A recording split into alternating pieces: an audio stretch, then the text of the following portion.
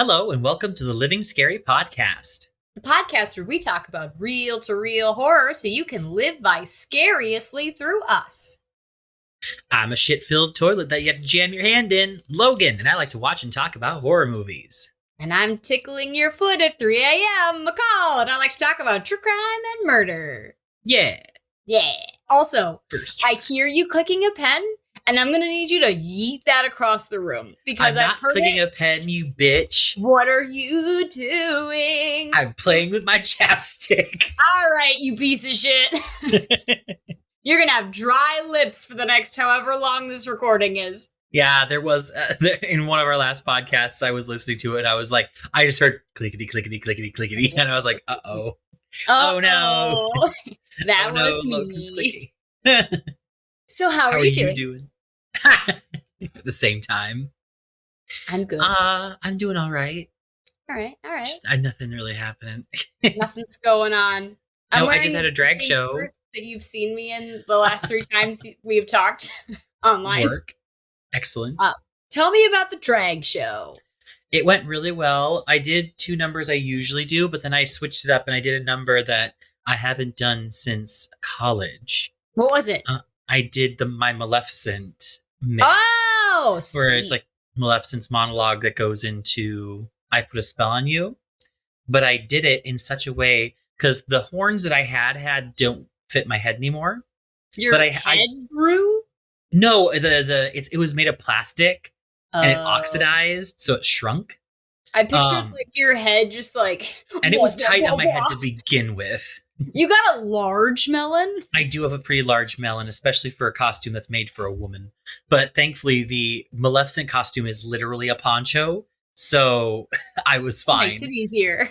But so what I did instead is I just bought horns separately, and then I have a turban that I already wear, and I shoved a red wig up underneath that turban, and then I put the horns on, and I have a Winifred Sanderson costume. So I did the Maleficent bit, and then right before it went into I Put a Spell on You, there's like a little like musical kind of interlude. I took the horns off, and like once it started, I whipped off the poncho, and I started the song. And then as I kept doing the song, I reached back and I pulled off the turban and I whipped my red wig out. Damn. It wasn't up in like the Winifred kind of like the buns or whatever she's got going on, because I had to jam it under a pony or under a thing. So it was just like a nice red wig. Red hair, people get it. Exactly. I think they and of course the costume wasn't entirely accurate. It was like a sexy version of the costume, so my legs were out. So it's like we took some liberties. We all made the mental leap. So exactly. It wasn't breaking the illusion or anything like that. That's fair. And I pinned the shit out of that red wig to make sure that it stayed on my head for that reveal. Wasn't like the nun thing. Yeah, the nun went off, but I did do that number. And then I also did the Austin Powers number that I do. Which I love. You haven't seen it. Well, no, but I gave you the idea. You did. Like, I deserve credit. Anyway. And I still think you should do that other song that I mentioned. And Tyler, I would, and I want to. She speaks so fast. She speaks so fast. Also, she says a word that some people don't like. Yep, it's repeated over and over again. It's not such a big deal here because they say it a lot here. And also, what are we in England? No, we're in Australia. No, the youngies, the young little childrens, they say that word all the time now. Like that's just normal now. That's weird. Like, how do they? For the audience, it's the C word. I don't say that word because I'm. When I said the C word, I felt like an 11-year-old. I was to say, how old are you? Oh my god! It's a not nice word, but at the same time, I don't care, but I respect the fact that you care because I think that word has a different meaning for you as a woman. I had a very formative experience the first time I heard it, which was I was watching Flashdance for the first time with Mom, and some guy calls her a cunt, and I'm like, what was that word, mama? And she was like, that is a word that you should never say because it's mean and bad to women. Like, we had a whole thing about it.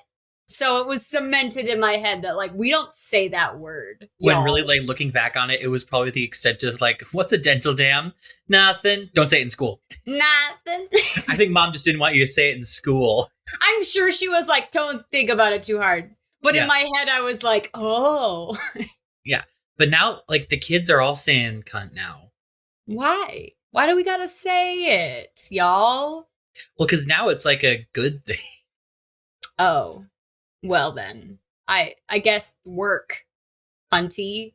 Work hunty y'all. For your nerves down boots tea. Yeah, I don't know. I'm just not. I'm not hip. I'm not cool. Also, why is American Horror Story? Why do they have Kim Kardashian acting? I think they don't know. They get more out of like a decorative autumn squash or maybe a burnished armoire because her acting is so wooden. Okay, that's my thing. Was like I want to watch 10 seconds of it just to see, is she bad? I'm assuming she's bad. I did see a clip of it, and it was like not horrible, but I was also not convinced. You know, part of me was like, I mean, she's a hollow wooden shell of a person, so maybe she's really good at acting. Like maybe she could just tap into it. Yeah. But you know, maybe she's shit. I don't know. Mm. But I was who's to say interested. I should probably watch American Horror Story because now I love horror. All my friends say they'd like it. I'm like, I don't know why. It's just never appealed to me. Actually, I know why. Because I don't like Ryan Murphy's writing. What else does he do? Glee. I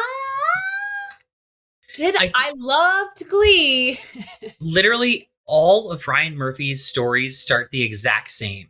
They start out really strong. They have a really strong concept. And then he just fumbles it at the end. He totally screws it up. You also write Lost? No, I don't think so. Sorry, I love the shit out of Lost, and then it just ate it. Yeah, no, every season of American Horror Story, I think, other than, from what I've heard people say, other than maybe like the first 3 seasons, I've heard people say, are like, they're pretty good beginning to end. Especially from what I heard, the second season is really good. I think that's what I've heard a lot of people say their favorite season is. Asylum? Yes. Got it. Yeah. What number is the one where they're all witches? That's Coven. That's the 3rd season. 3rd. And that was the last season. Like, then the next season after that was Freak Show, and that's where everything started to go downhill. I don't know. Not sure. I love no shit, it's not Ari Aster. It's the other guy that made Haunting of Hill House, Haunting Bly Manor, that guy. And I don't know his name. He does like a similar cast every time with like a slightly different story, but they're all scary. I love that shit. So I assumed that I'd also love whatever American Horror Story. And it is very that, because like you always have Sarah Paulson, who's a great actress. Emma Roberts is in a lot of them, and she's good. I like her. Although lately, apparently, she said some transphobic things. Oh, so it's like, I don't know. But at the same time, it's like, it's one of those things, I don't know. I don't really want to get too much into it. But like, it's one of those things where it's like, I didn't see or hear anything myself, but it is, of course, like, because I talk to Emma Roberts on the regular. I don't know about we're best friends, and she didn't say that to me. So. But it was one of those things where it's like, she didn't like post anything about it. But what it was is like people accusing her of doing these things. And it's like, because it's my trans brothers and sisters, I am always a little more leaning towards them and being like, girl, did you actually say this shit? Because I will be very disappointed in you if you did. Very put off. I will probably not be perusing any of your repertoire anytime soon if that is the case, Miss Ma'am. That's a bummer. I know. Because I actually really liked her in Scream. She plays a good bitch. One that's not the newest ones, if that makes sense. Yeah. She plays a really good like bitch. Well, she's normal until the end. Spoiler alert for the movie. She gets bitchy at the end. I'm not going to explain why, but I feel like we all know. Jessica Lange, legend. She's a legend, and she's in all of them, and she literally kills every single thing. Lady Gaga's even like in a couple seasons, and she's really good. I do like Lady Gaga. I would say when I say this, don't like. I love Lady Gaga. I did not anticipate her being a good actress. I know that like what I'm saying is like she's a good actress. I was not anticipating that, but turns out she's just great at everything. Wow. Whatever. What a concept. She's just multifaceted. I heard that season wasn't good, but I don't know if it was Hotel. She did bad, but it is. I also heard House of Gucci wasn't good, but I don't know if that's her fault. I don't think it's her fault. People like that one show with her and Bradley Cooper. Oh, The Star is Born. Star is Born. People love that shit. They shit their pants over it. Yeah, I don't know. It's like, because like I said, American Horror Story, the casts are always fantastic, but the stories that they're given, and I've said this in many iterations on this podcast, where it's like, it's not always the actors. Sometimes the scripts, they just don't have a lot to work with, so they're doing the best they can with what they have. I'm trying to be more subdued in my talking because my microphone is spiking so fiercely on this little radar. Off the charts. And I'm like, I really hope it's not too bad, so I'm trying to like bring it back a little bit. Yours always looks like this, and mine always looks like I'm not even talking. I don't understand why. I don't know. I think I'm yelling. Sometimes it sounds like I'm yelling. I also think I turned 30 and I think I'm going through my second puberty.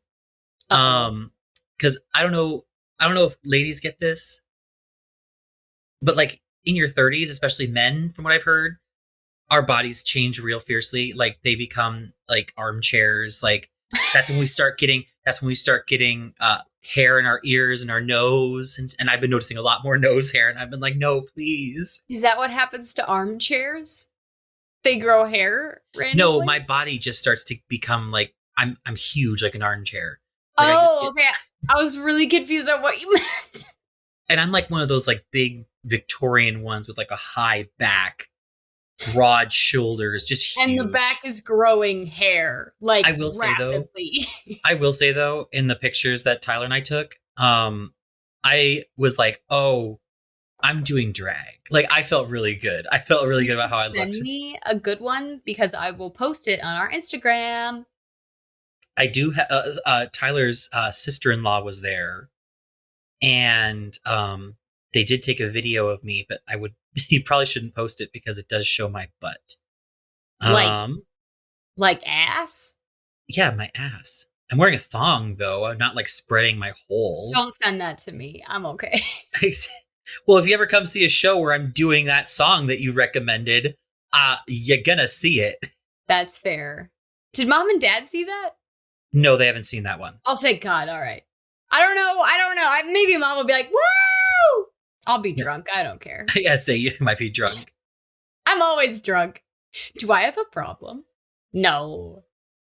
I'm fine. Also, I was going to send it to you. I was literally trying to send it to you. And I accidentally resent it to Tyler. Look like, at this, Tyler. Shit. I know, and Tyler was like, I just was like, oh, I'm sorry. I'm sorry. I meant to send that to the call. Also, we're almost 15 minutes in, and we have not talked about the show. Really quick, one last thing. Charlie got, he got his first paycheck, Dr. Money paycheck. Dr. Money. And he bought a bottle of Johnny Walker Blue, which is a scotch that's like $250. Not to brag. I had a sip of it, and I was like, whoa. I'm already like feeling it. I've had like a couple 6 sips of my rum and coke, and I'm already like, woo. That was strong. Did you like it? I actually thought it was nice. I'm not much of a scotch person. I actually did not mind it. It was very smooth. It went down really nice. Yeah. So, but I wouldn't drink it because it's his. Oh yeah. Thing. Whenever what were you gonna say? Whenever Brendan gets like a nice bottle and he's like, oh, try it. Like, it'll be different. You'll taste the nuttiness or some shit. I tasted it, I'm like, this tastes the same, and it tastes like booty ass. So Yeah, it is funny looking at Charlie's liquor cabinet versus mine, because Charlie's liquor cabinet is all these scotches and whiskeys and all this stuff. And mine is just one bottle, maybe two, of Bacardi, either silver or gold. Like, that's the larger the better. I only carry those two alcohols at any given time. I only keep one. I try to keep one bottle. Like I said, maximum two, because because if I see the one bottle, I'm like, all right, we have to conserve this. If I have two bottles, I start getting crazy. I start being like, I can do it. Right. I have a whole other bottle. So I have to keep myself being like, I got my one bottle.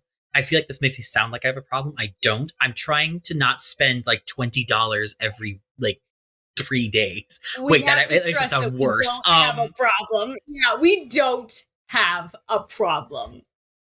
It's what, Tuesday, yes, and we're getting lit? I had one drink, and I actually have reduced the shots. Thank you very much. I actually am using a regular size shot glass now because I've been trying to scale back. Not your small cup that you call a shot glass? I just use one of Charlie's glasses that he uses for whiskey. I just fill that up, and I just like one of those like plastic children's cups that you get for like 2-year-olds. Yep. Fill it up. One shot. Yeah. All right, you're right. We're about 15 minutes in. We should probably get going. We're talking about Saw. We're talking about Saw. Well, I'm talking about Saw. You're talking about whatever the fuck you're talking about. Something about tickling. So we're talking about 2004 Saw, which is actually, it's funny because a couple things. One, I feel like this is one I should have done a lot sooner. Because I feel like this is such like this movie literally changed, I think, the 2000s in terms of horror.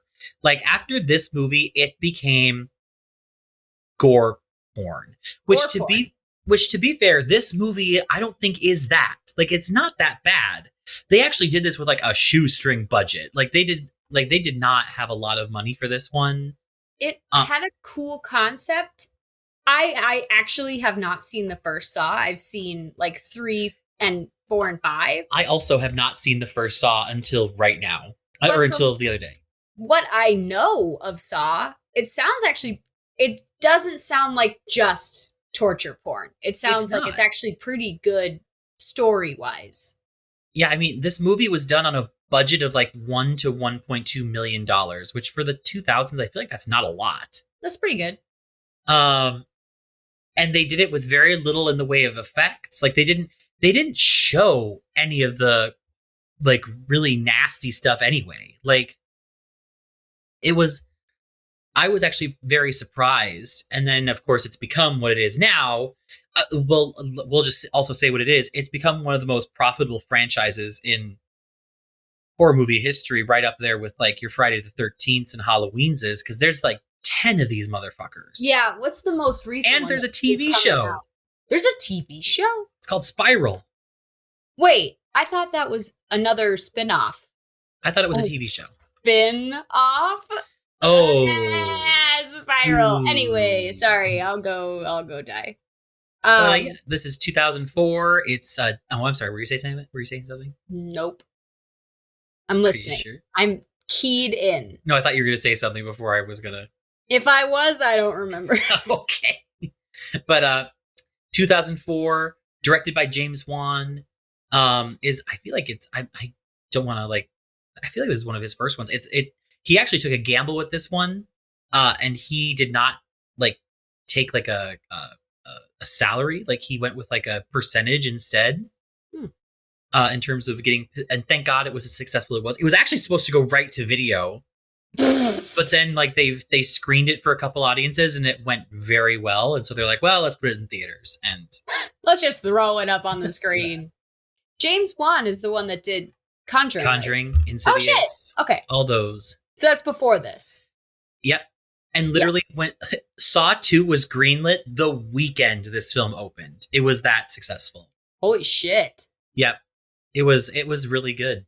I remember when it came out. I also remember when it came out. People were. It was watching it back now. it's the same to me as like what was it? Oh, like Texas Chainsaw Massacre back in the 70s, where it's like they're like, this is the most disgusting, bloodiest movie you've ever seen in your life. And really you don't see that much. And then it's like the same thing where it's like this movie, they're like, it's terrible and it's got all this you actually don't see that much in terms of violence. I think that's the key. I know, I think that's the special sauce that makes it better. But cast wise, we got Carrie Elwes, Lee Wannell, Danny Glover. But we got a cast, and it's good. Let me see here. So we'll just start right off in the movie. The movie begins with a couple characters. We got Adam, and we've got Lawrence. And they wake up in this bathroom. It's disgusting. They do a really good job of making this bathroom look horrid. Where would you say this bathroom is located? Like a subway? I would say like a subway, a shitty subway bathroom, but also no, it couldn't be because there's actually showers in it. So it's like the worst gym bathroom ever. When I've seen clips of it, I'm like, where are they? Like, I know it's a bathroom, but where? Yeah, it's a horrid bathroom. Yeah, it's like I would say like it has the quality of maybe like a subway bathroom. But the fact that there are showers in it. But anyway, so we got Adam who wakes up inside of a bathtub. And he wakes up and freaks out because, of course, he was in a bathtub. And then we also have Lawrence. He's on the other side of the room and he turns on the lights. And it's like this horrible industrial bathroom. There's a body laying in the middle of the room in a pool of blood. The body is holding a revolver and a micro cassette recorder. Both men kind of like, they talk with each other. They figure out like names and everything. They find that their pockets have like a little micro tapes. Lawrence, Gordon, I'll call him Gordon from now on because I feel like that'll be the easiest. It has the micro thing, and it also has a bullet in it, and they also have a key in there, but the key doesn't unlock the shackles. And then they are shackled. Yes, they are shackled. They're both shackled to pipes. They cannot move freely in this room. I'm like, this is the original escape room right here. And basically they eventually are able to get the micro recording thing from the body, and they listen to it, and they have this modulated voice that basically tells them what they need to do. Adam's tape tells him that he needs to like do something to get himself out of here. And that he's always been a voyeur his whole life and he's never done anything with his life and he needs to fight for his life. And then Gordon basically says, hey, by the way, you have to kill Adam and you have to kill him before 6:00. Don't tell Adam though. Yeah. Also, and if you don't kill him, by the way, your wife and daughter are going to die. So I would kill that man right now. Like, I don't even need proof. I'll do it.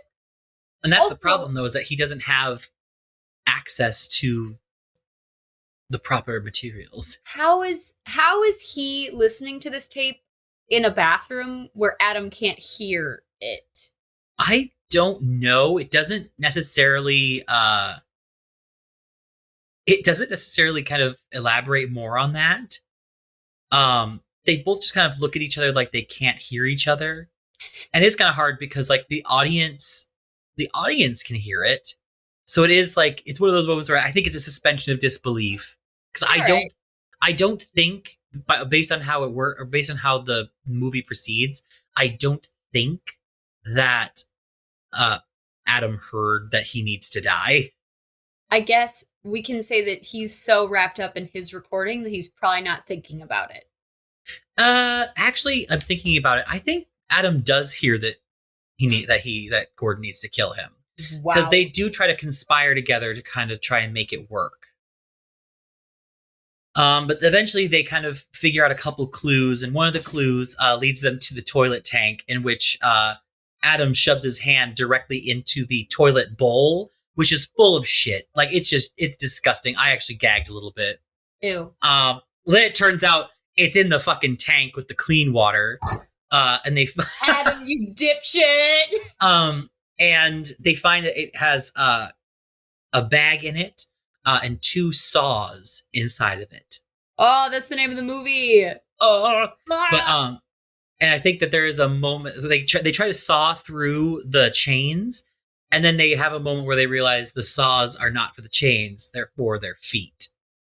Shit. Um, I would just saw off my heel. that's Yeah, true. You could I just do could get that. out. The ankles are pretty tight though. I don't. I don't know. I'd break my foot. I don't know. I wouldn't saw off my foot. Is what I'm saying. I'd shatter my foot. I would turn it into jelly. We do also have like it's like also like a murder mystery kind of thing, where we get a flashback after this. And we basically find out that this is a serial killer who they've been calling the Jigsaw Killer. Because after the victims die, I should say, he doesn't kill them. He puts them in elaborate situations where eventually, inevitably, they kill themselves. And once they're dead, he carves like a jigsaw piece out of their flesh. So they call him the Jigsaw Killer. We have Detective Tap and Singh and Carrie, who are all investigating these murders. We kind of get a glimpse of previous victims. We got Paul and Mark, who both die. One of them was put into a room full of like barbed wire and basically had to like crawl through barbed wire to get out, but eventually it killed him. And then the other guy was completely doused in like this flammable material, like this flammable substance. Gas. And he had to figure out the combination to something on the wall, but the only way for him to do it was to hold like a candle while looking to like to figure out, and he burned to death because he eventually caught on fire. Wow. He wasn't careful. I think he was probably pretty careful. Yeah. I don't think you can blame him on that. I will say you are kind of getting a little glitchy on my end here. I don't know if the audience will be able to hear it. But yeah, so we get to see that. And of course, both sequences, this whole movie is permeated by this lovely 2000s thing that they do a lot, where they speed up something. And like so it's like one of the guys trying to get through the chain link, and it's like he's shaking his head around in a way that no one would probably do when they were trying to get out. Like, I don't know. It looks awkward. Let's just say that. It looks weird, and it's done to try and make it stretches the time out a little bit, and it also looks kind of cool, I guess. And it happens in a lot of movies in that time frame. A lot of horror and a lot of action movies will do it, where they'll speed up something really quick and then kind of go back to normal to kind of get that something's intense. So the guy that is in the barbed wire. Yeah. Usually there's like you have to do this in order to get out, like to save yourself. You have to crawl through the barbed wire to get out. Crawl through the barbed wire. That's it. Yeah. Okay. And he just wasn't careful. I don't know. It was a lot of barbed wire, McCall. I feel like how was he supposed to do it? Sounds like he did as much as he fucking could. I'm not sure. I'm not sure what else he could have done. Is he supposed to be able to win? All of these are supposed to have a win state. Huh. There is supposed to be a state in all of them where they do win. The other thing that we get is they do eventually, they also involve the other characters. So like Gordon gets involved a little bit because they think that he was involved because his pen was discovered at one of the scenes. And so they're like, oh, it must be you that did it. And so they take him to like interview. They did, and of course it turns out he didn't do it because he was cheating on his wife, and so his alibi is that he's cheating on his wife. But then they show the only known survivor up until this point, a woman named Amanda Young, and she's the one who had the reverse bear trap on her head. I have heard of that one. Yep, that's probably the most famous, I think, of all of the traps that they've done. So it just pulls your mouth open, right? Yes, it basically is attached here, and instead of like, it rips your mouth open. Yeah, that's horrible. That's Yeah, I can see why that's the most famous one. But to do it, or to get out of it, she had to get the key out of a dude's stomach. Ugh. And right as she like goes to stab him, the guy wakes up, because in the tape it says he's dead, but like he wakes up right as she stabs him and takes the key out of his stomach and then unlocks the thing and takes it off. Does he die? Oh, no, he lives. Yes, no, he had his stomach ripped open. He's dead. Well, He was injected with like severe amounts of opiates that were supposed to kill him. And I don't know if it was a trip up on the killer's side or if he intended for that to be the case. are they supposed to learn a lesson? Yeah, to the point where like Amanda's like, no, he helped me because it's like he made her see what was like important in life. Not being That a life murderer? is- I know. Well, jury's still out on whether or not she actually remembers if she murdered the guy, because she was put into literally an impossible situation. Oh, yeah, no, I'd kill him. But, like, And it's just some rando. It wasn't like her best friend or something some like that. rando. But I think that would plague. I don't know what I would learn from that if I ended up killing a man. Well, because you weren't at such the low that she was, because she was literally like all these people. The other thing is the reason that they're put in these positions is because they don't, in the killer's mind, appreciate life as much.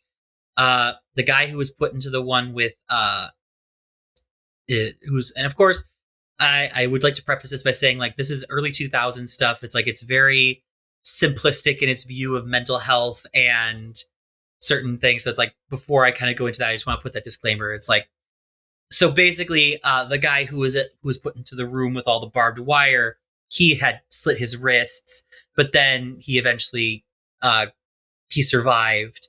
And so the guy's like, so did you cut yourself because you really couldn't stand life, or did you cut yourself because you wanted attention?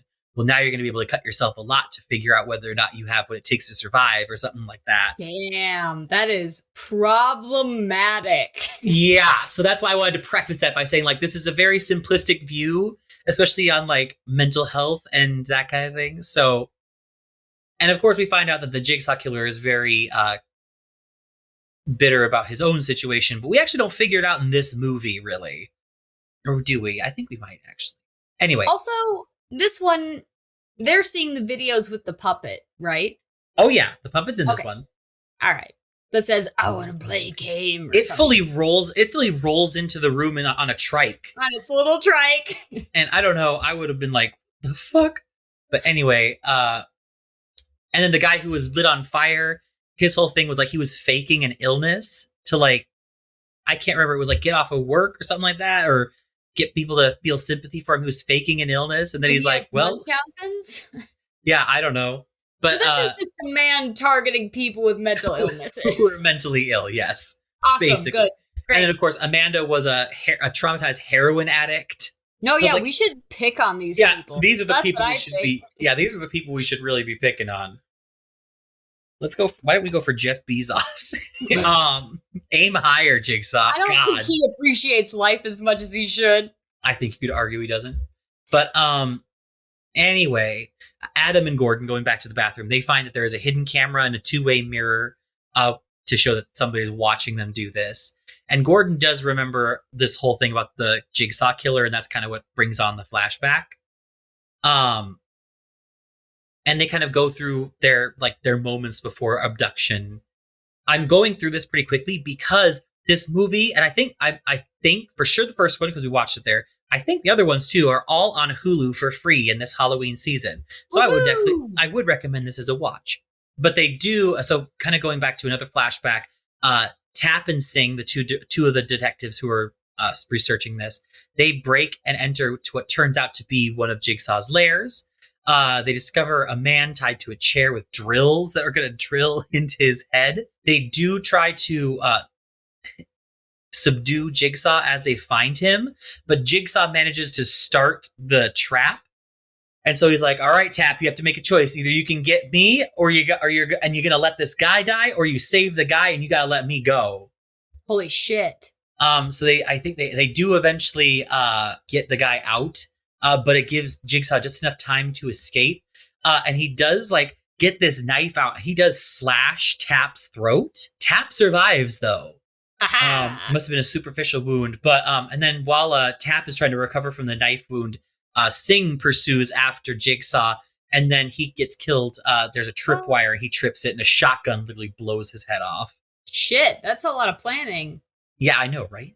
Tap eventually kind of gets discharged from the police force because the death of Singh just affects him so much because it was his partner. He gets a little obsessed with finding the Jigsaw killer, and he moves into the house across the street from Gordon's. From Gordon, because he's convinced that Gordon is tied into it somehow. He's convinced that Dr. Gordon is tied to this. Also, just to clarify, Dr. Gordon is Carrie Elwes, right? Yes. Yeah, Princess Brideman. Yes. We kind of go back to the bathroom. They do discover a box with some more clues. It has a cigarettes, a lighter, and a note. Because the blood from the corpse in the middle is actually poisoned, because it's basically the tape at the beginning basically says like, hey, he's another one of my people. He injected his blood with poison, and then he couldn't figure out the puzzle, so he blew his brains out. So but what it's saying is like, hey, if you gave Adam a cigarette that had a little bit of poison on it, what kind of poison is going to go through him on a cigarette? I don't know. Especially in one that's in blood. I don't know how that'll work. They also... I'm also not going to accept a bloody cigarette. I'm going to be like, you know what? I'm good on having hepatitis, so I'm fine. They do something smart here, and they turn off the lights, because once they realize there's a camera watching them, they turn the lights back off, and then Gordon and Adam whisper to each other so that any microphone can't hear them.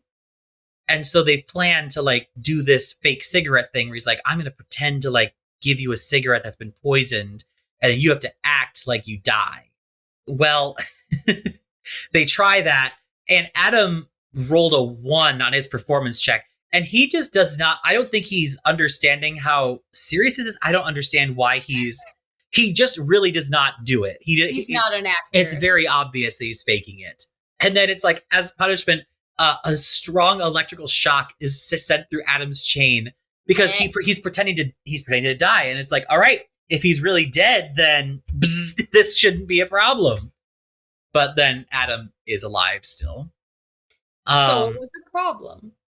It does. They also did find a cell phone in the box, and the cell phone is not capable of making phone calls going out, but it is capable of taking them in.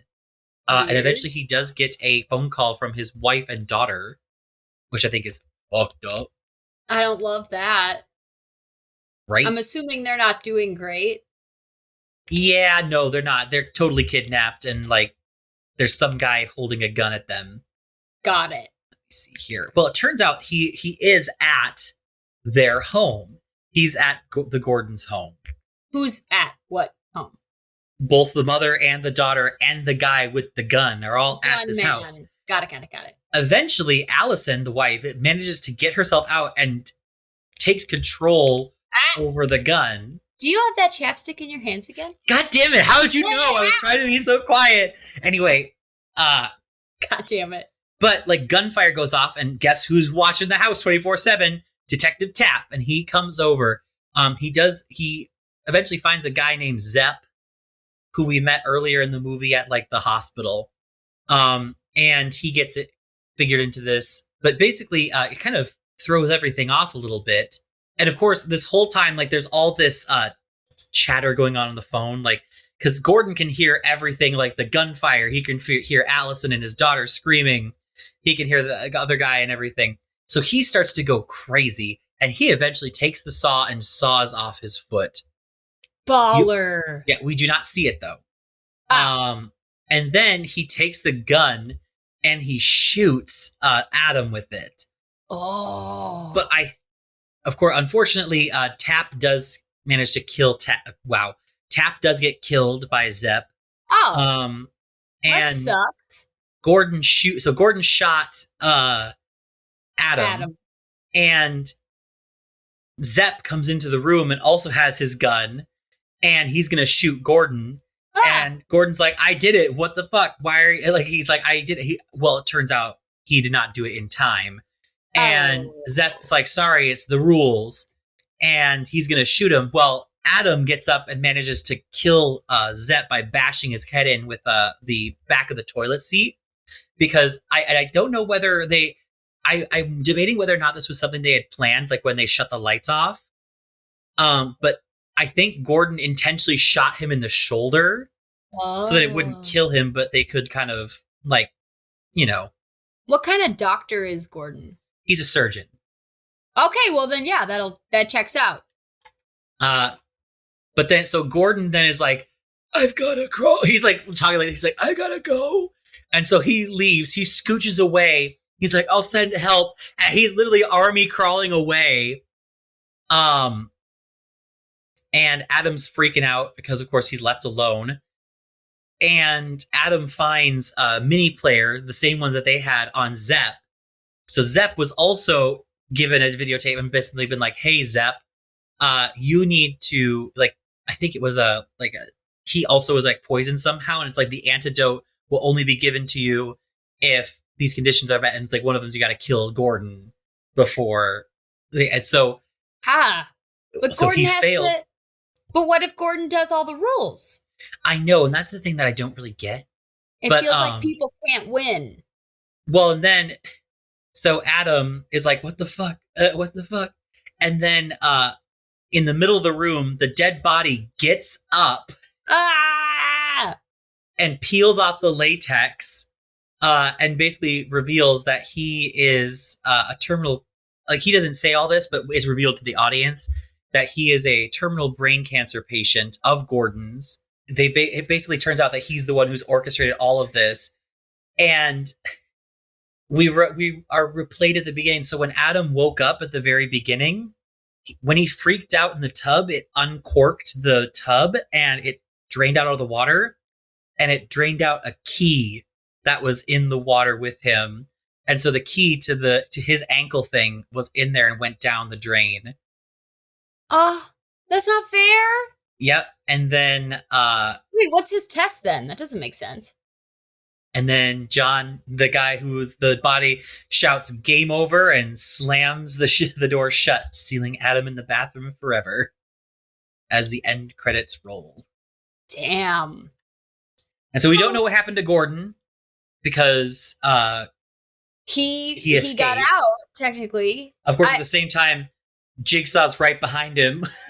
Jigsaw's right behind him. I don't think he's getting too far because he has no foot. He ain't got no foot. What was Adam's test? Like, what was he supposed to do? Survive, as far as I'm aware. Okay. It is a little tricksy. What fucking lesson am I supposed to learn? Because I'm supposed to survive. This guy's supposed to kill me. And then this guy's supposed to kill the guy that's supposed to kill me. What is your thought process, sir? I don't. It definitely is like they have a win state, but the win state is so stupidly hard. Yeah, they will inevitably kill themselves. Yeah, this is like when Brendan's like, I'm gonna play Breath of the Wild with my feet just to see if I can do it. I don't want to do that. I don't want to do that. Right? It's like, how? Well then. But that was Saw. I actually really liked it, and maybe you should watch it so that you can get it, because I think it explains it a lot better when you're watching it, not maybe so great when I'm explaining it. I actually really want to watch Saw. This is one of the movies that I was like, I should probably see the first one. It's on Hulu. I've seen 3 through 5. I also love Carrie Elwes.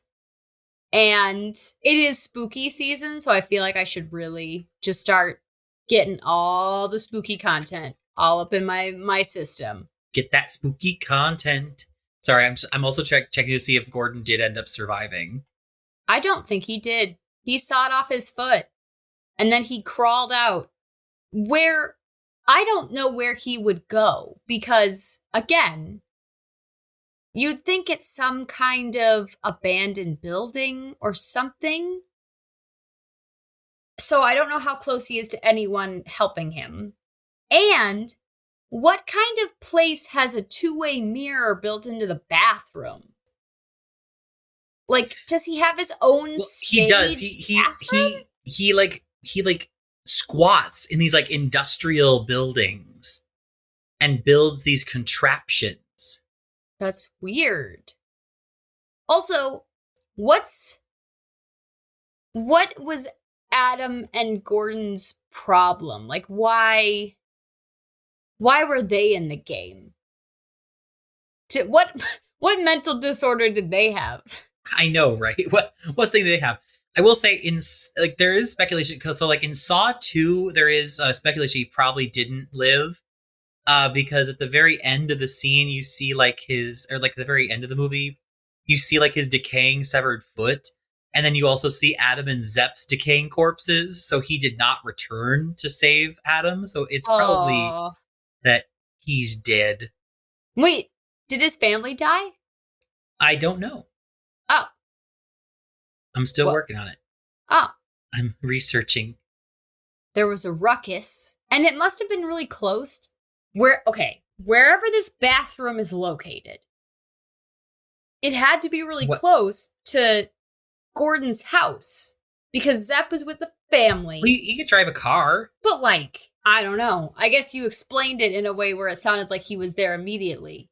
I don't know. I guess I'll have to watch it. Yes, possibly. I'm still looking. While you do that, I'm gonna go pee. Yep, let's take a break.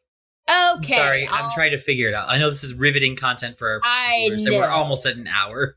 Okay, I'll be back. Okay, I'm back. I don't know. So it looks like, according to like in apparently according to this, in Saw 3D, Lawrence becomes one of Jigsaw's apprentices. Like, so he does survive. Is Saw 3D like the third one? It's like the 6th one. Why is it called 3D? 7th. It's like the 7th one. Amazing.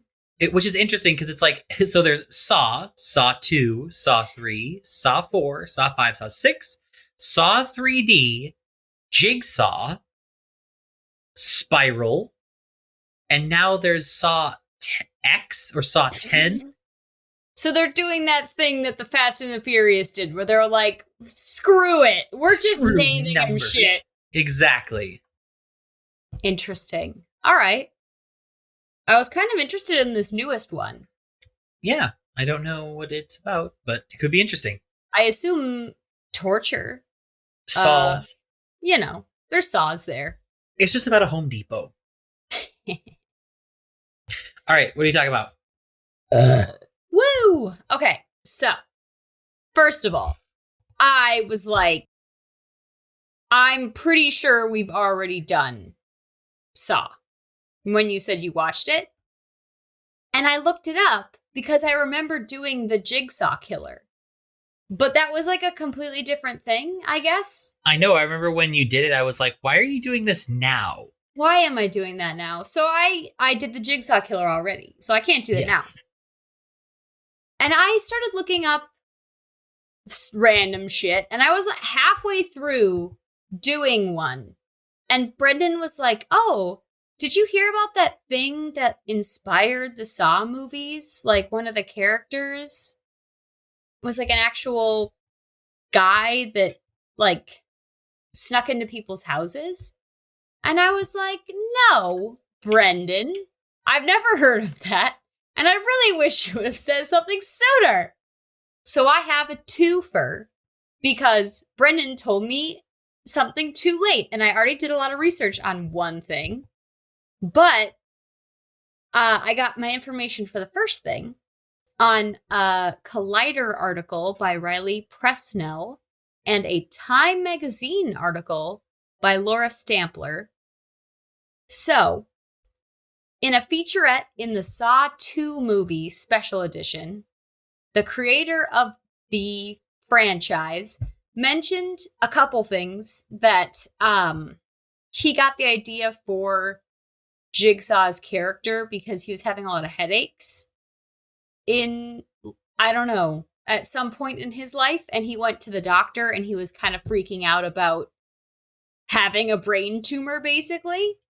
And and that kind of spiraled this idea of a killer who is dying, that kind of thing. And then another thing that was inspired by real life is the character of Zepp. So Zepp's character was based on a real life person who would break into people's houses and would tickle their feet. That is real. Okay. So you may be asking, okay, so if I just look up serial tickler, Serial feet tickler, I will find an obvious answer. And Google was like, which one? And I said, what? You said, excuse me? Squeeze me? So I went with the Boston tickler because the article that I was reading was like, the Saw creator never said which tickler he was inspired by. Which tickler? I'm going off of the Boston tickler, which came up first. So I assume he's the most famous. I don't know.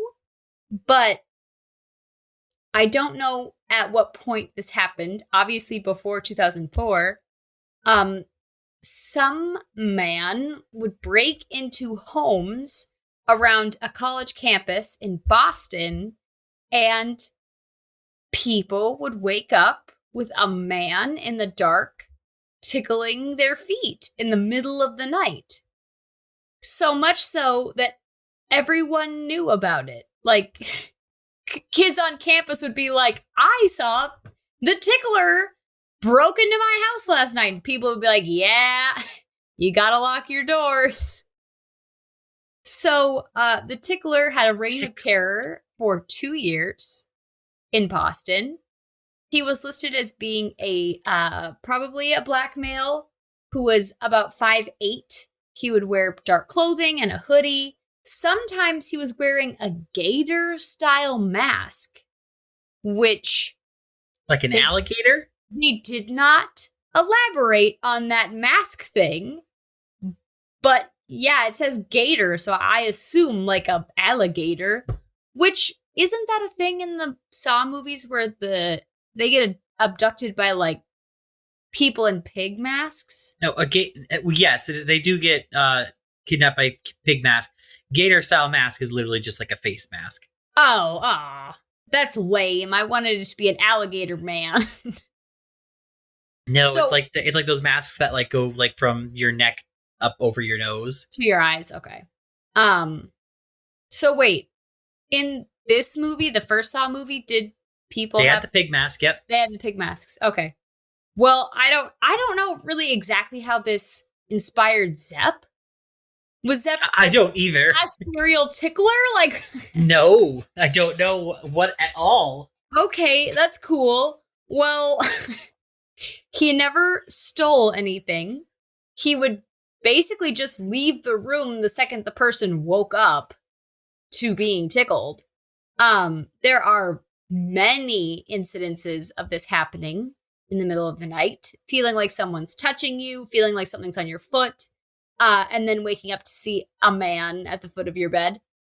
One instance had him hitting 3 homes in the span of just a few hours around campus because I guess college students don't understand that you have to lock your doors. I don't The way that I'm paranoid about my door being locked. Yeah, I check it like 4 times. So yeah, I lock your goddamn doors. Lock your goddamn doors.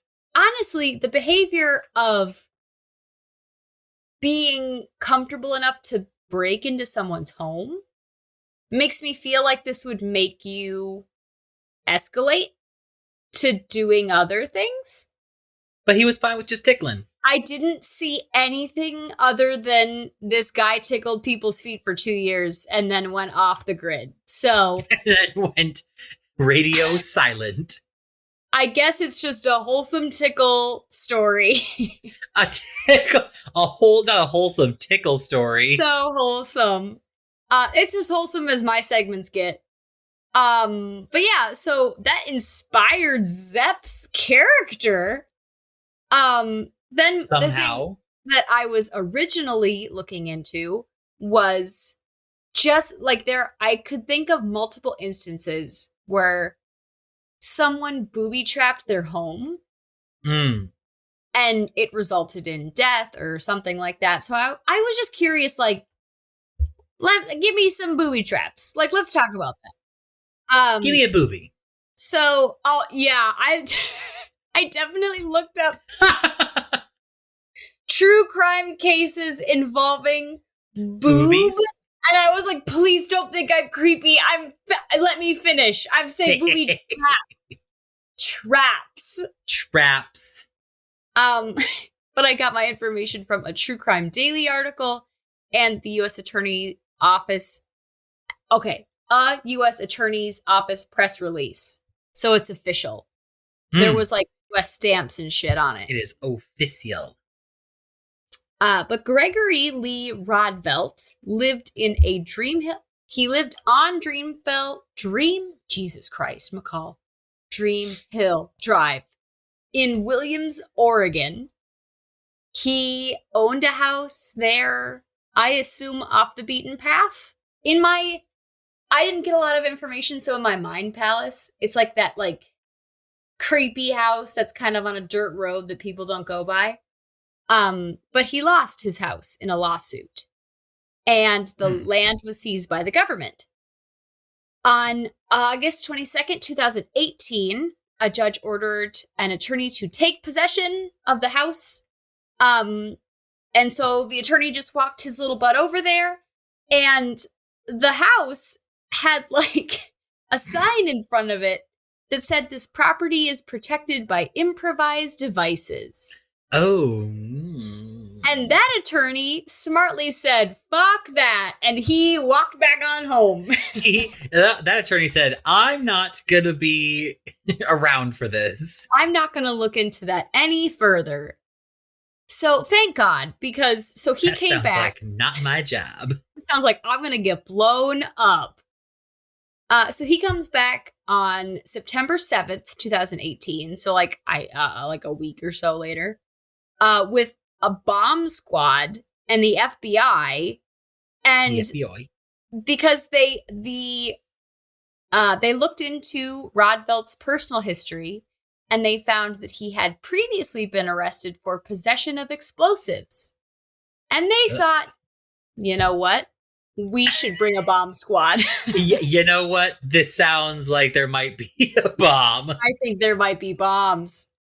So the bomb squad rolls up. They get to the front gate. And there's like a minivan parked in the way. So like more vehicles can't go through the main gate. And I don't have an accurate description of what exactly this means. If the minivan itself was part of the trap, or if the person driving the minivan was caught in the trap. But basically, there are two traps connected to the minivan. Mm-hmm. The technicians find that there's animal traps around the front gate. And there's also animal traps under the hood of the minivan. And there's a spike strip. So in my head, someone's driving a minivan and the animal traps catch the car and the spike strip ruins the wheels so you can't go any further. So then you just leave? That's what I'm getting. That is what I would get, but it's just not very clear. Because under the hood sounds weird for animal traps. If you were caught in, I don't know. It's not very clear. I don't know. There was fucking booby traps around a minivan. There was boobies. So the technicians, I don't know, they roll over the hood of the minivan and they continue on. And the house itself is physically like barred off. All the windows have steel bars, and then there's heavy security doors on the front and the back entrances. And there's a bunch of bullet holes that have obviously been fired from inside the home out. Which doesn't make me feel safe, as No. As I, a part of the bomb squad, am rolling up like, that guy's got a gun. And he shoots at people outside his house. So, again, are people sidling up to this house and he's shooting at them? Is it the person in the minivan? Like what happened? Why are other people coming to this house other than the bomb squad? Who else needs to be? I don't know. I have a lot of questions about the story, but I don't have any answers. So we travel so on. Many questions, no answers. So they kind of roll up and there's like a hot tub, like positioned on its side nonchalantly next to the front gate. It's like a damn barrier. I picture like if you walk up to like a hoarder's nest. Yeah. Oh yeah. A hot tub on its side, just like resting on some shit. It's a hot tub time machine. So it has to be some kind of hoarder's nest for it to not look out of place. Because if it was a normal fucking house and I saw a hot tub on its side next to the entrance where other booby traps were, no way I'm just like, well, that's not a booby trap. Like, I'd be like, that's a booby right there. That is one booby. So there's some kind of mechanism attached to the front gate so that when you open it, the hot tub rolls down at you on its side and crushes you Indiana Jones style. Like, okay, Rube Goldberg.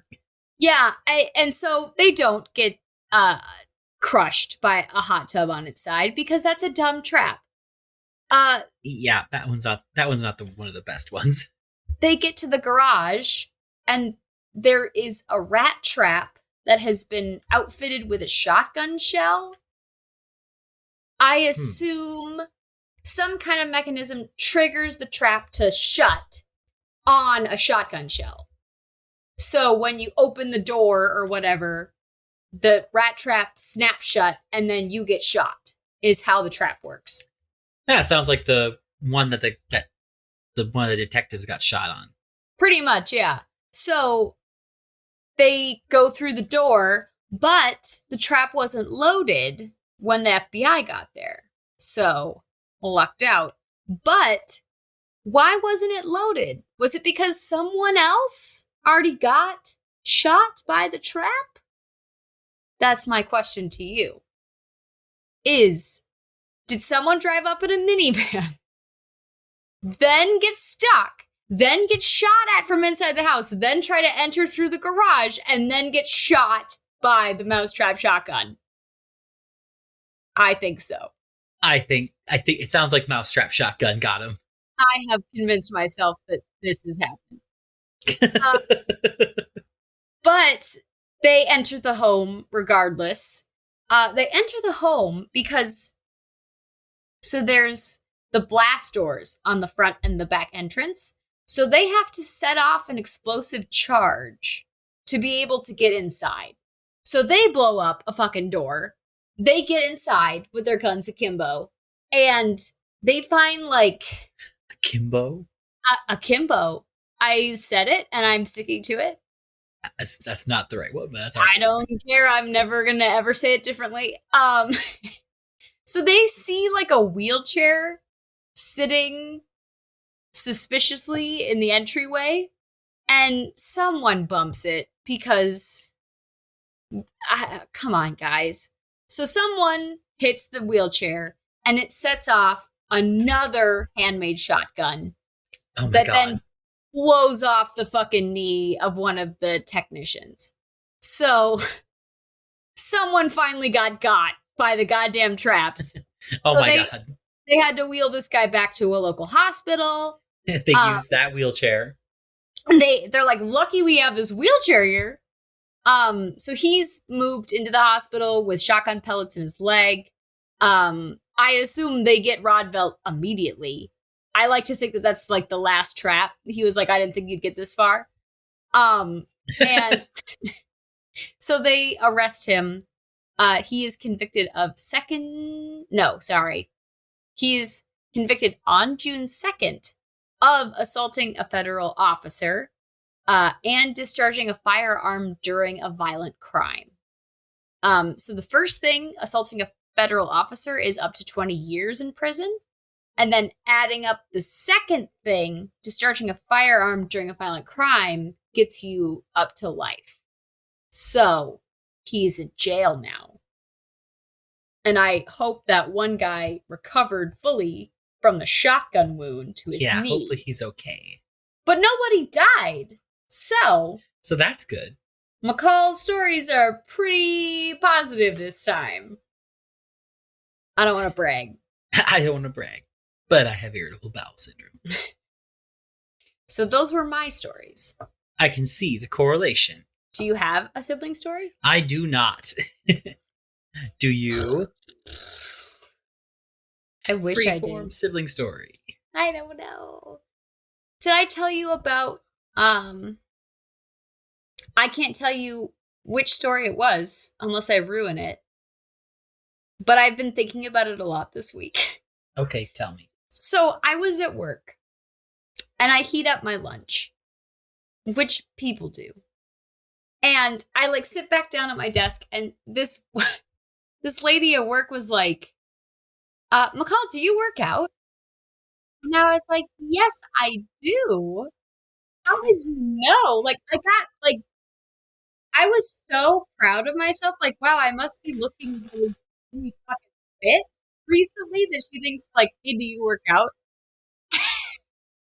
And she followed up with, well, you eat a lot. So I assume you must work out? Oh my God. And I was like, oh! And so I shriveled up and I died. And day. So now whenever I heat up my lunch at work, I think, is this a lot of food? You're like, thanks, bitch. I don't, she was not trying to be mean. That is like, so fucking funny. Oh. Because you eat a lot of food, bitch. The juxtaposition between the pride that I had for being snatched and then just the, never mind, I am the worst. Slap in the face of reality. I am apparently the largest being that has ever lived because I eat too much. Now, she didn't say that. She did not. And that's what I have to keep telling myself because I go down that hole. But yeah, so. Well, because people who work out a lot do eat a lot, to be fair. That is what she followed up with. We had a whole conversation about because otherwise they will die. They will die. Because their bodies burn calories so much. But I'm like, I'm not eating 4 chicken breasts for lunch. I'm heating up a lean cuisine. Why is this a question? Well, did you do 2 lean cuisines? I that didn't. Kind of defeats the purpose. Yeah, Logan had a teacher in high school that ate 2 lean cuisines. And that must be better than just going whole hog on something else. I'm sure it's better than like a burger and fries or whatever, but I assume. I don't know. But yeah, no, I eat 1 lean cuisine. So ever since then, I've been like, what did I do? What was I? Do I secretly eat and not notice? Like I'm sleepwalking, but like I'm working? Yeah, no. So that's been plaguing me for this week for some reason. No, that means that you have that she's like, that's a bodybuilder right there. I'm not a bodybuilder though. I run thrice a week if I'm lucky. If possible. So I take my dogs on walks. I'm not one of those guys that's like spitting into a jar trying to make weight. Oh God. Ugh, that is weird. And unhealthy. That sounds really bad. Yeah, I remember I had a lot of people who did that. Where? In college. Some of my fraternity brothers were like, oh yeah, we used to do that. And I'm like, that sounds terrible. That sounds bad. I think if I was like their parent, I'd be like, no. You're not going to be spitting into a jar. I'd be having words with the coach. Be like, excuse me. Just they're high schoolers. Just let them tussle on the ring. I don't know. I don't know how this works. We're not televising this. This isn't a pay-per-view event. Yep, I don't know. Little Billy is wrestling Little Johnny in the sophomore ring. Like, calm down. Like, bring it back now, y'all. Maybe just one hop this time. One hop this time. Okay, sorry. But yeah. Right. If you would like to follow us, we are on all major social medias. I will do this because the audio has been sus all night.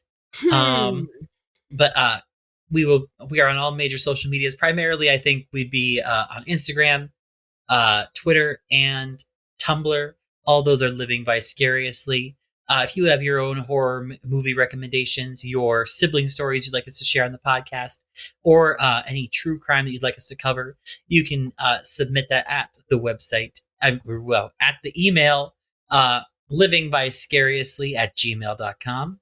If you're one of the OGs. Otherwise, you can also do livingscarypodcast@gmail.com as well. I think that's about it. Thank you for listening. Thank me for speaking. I'm sorry, were you going to say something? That's it. No, apparently my audio's been bullshit. So I'm sorry, your audio's been a little sus, a little not great. Is it sus? That's what the kids are saying. That's right? Then no, that's cool. That's hip. Sorry about your audio. McCall, why don't you take us out with your janky audio? Boo! You didn't even try, but it was like I'm going into a tunnel. Boo! Yeah. Yikes.